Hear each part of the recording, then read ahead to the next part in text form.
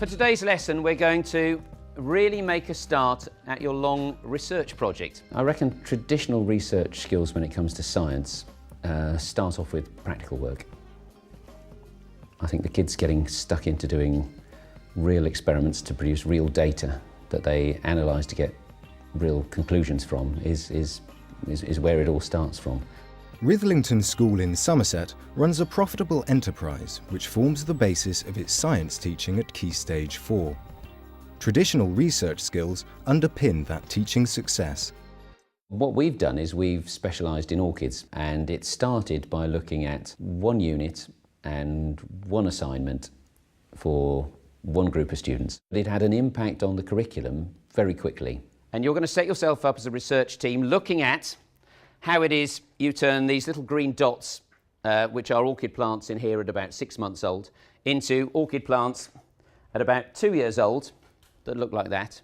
So for all of our students, they have to learn aseptic techniques, and they have to learn them pretty quick, because they've got to plant all of their orchid seedlings into their different medias and do it successfully, otherwise everything gets contaminated and is of no use. The Orchid Project attracts students both in and outside the classroom. Luke, who's 16, has been involved for 5 years. In Year 8 I started working in the lab, and that really got me into all of the sciencey side of things and the growing orchids from seed and using the aseptic techniques, which I really enjoyed. Other research sources are needed to support the practical work both in the lab and in the classroom.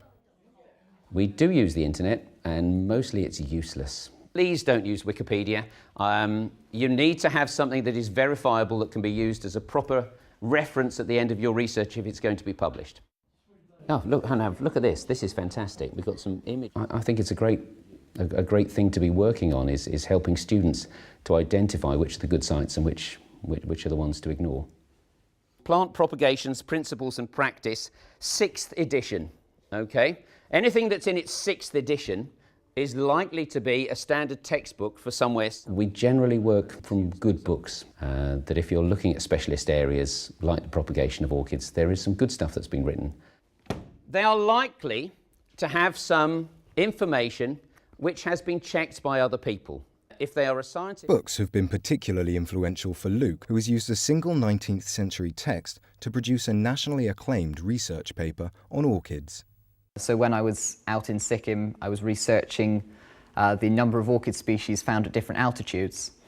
And the book was a complete record of every single orchid in 1898, which is something that you really don't have for any other area of the world. It's not just about books. Real scientists can play an inspirational role in the classroom. We have a scientist who I said is going to judge your work at the end. She's Dr. Lauren Gardner. She's a botanist who works at Kew Gardens. As soon as you decide to really specialise in one area, you will find that there are scientists working in that area who would love to link with schools. So she's currently working on a new book on the palms of Papua New Guinea. That's what she does. Dr. Gardner has also inspired Luke. He travelled with her to the Himalayas to carry out field research using the Victorian book King and Pantling as his source. So I was able to compare their survey to my survey and found that on average there'd been an altitudinal rise of 189 metres, which is consistent with what would be expected by global warming.